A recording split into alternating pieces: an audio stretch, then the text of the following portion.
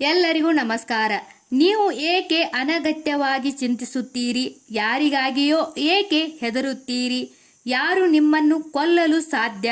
ಅಂತಿಮವಾಗಿ ಆತ್ಮವು ಹುಟ್ಟುತ್ತದೆ ಅಥವಾ ಸಾಯುತ್ತದೆ ಅಷ್ಟೇ ಅಲ್ಲವೇ?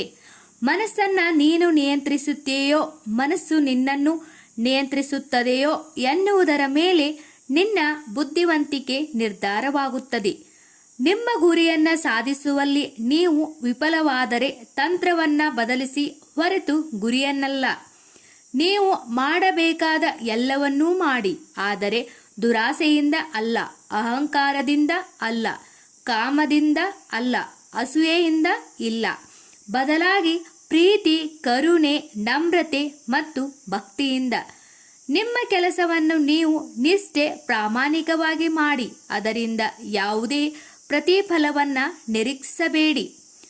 ತನ್ನ ಮನಸ್ಸನ್ನು ಗೆದ್ದವನಿಗೆ ಮನಸ್ಸೇ ಅತ್ಯುತ್ತಮ ಸ್ನೇಹಿ, ಆದರೆ ಮನಸ್ಸನ್ನು ಗೆಲ್ಲುವಲ್ಲಿ ವಿಫಲವಾದವನಿಗೆ ಮನಸ್ಸೇ ಅತ್ಯಂತ ದೊಡ್ಡ ಶತ್ರು. ಬದುಕಿನಲ್ಲಿ ಏನೇ ನಡೆದರೂ ಒಳ್ಳೆಯದೇ.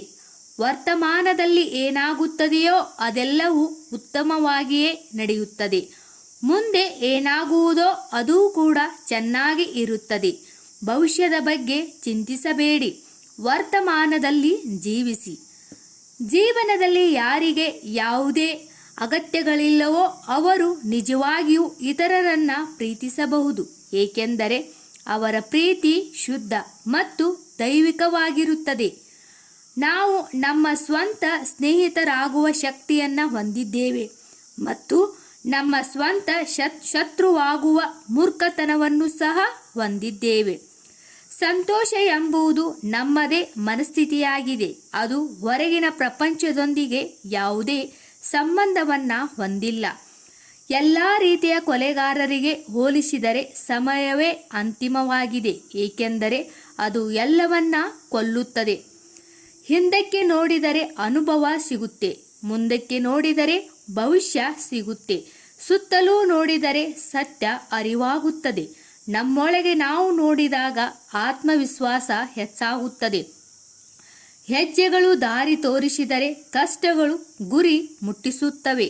ಋಣ ಮುಗಿದ ತಕ್ಷಣ ನಾವೆಲ್ಲರೂ ಹೊರಡಲೇಬೇಕು.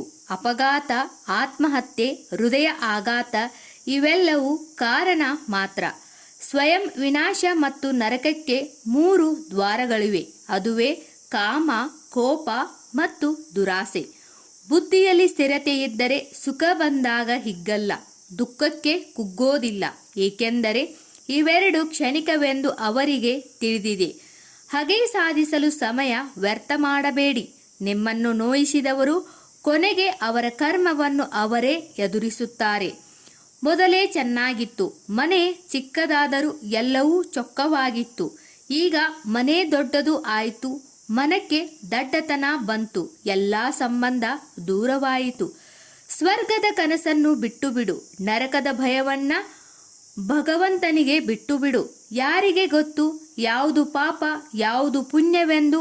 ಆದರೆ ಇಷ್ಟನ್ನೇ ನೆನಪಿಟ್ಟುಕೋ, ಯಾರ ಮನಸ್ಸನ್ನು ನೋಯಿಸಬೇಡ, ಸ್ವಾರ್ಥಕ್ಕಾಗಿ ಯಾರಿಗೂ ಕಣ್ಣೀರು ಹಾಕಿಸಬೇಡ.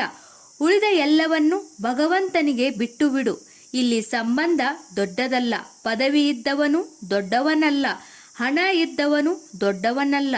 ಯಾರು ಕಷ್ಟ ಸಮಯದಲ್ಲಿ ಮನುಷ್ಯತ್ವ ದೊಡ್ಡದು ಎಂದು ಹೆಗಲಿಗೆ ಹೆಗಲು ಕೊಡುವವನೇ ದೊಡ್ಡವನು.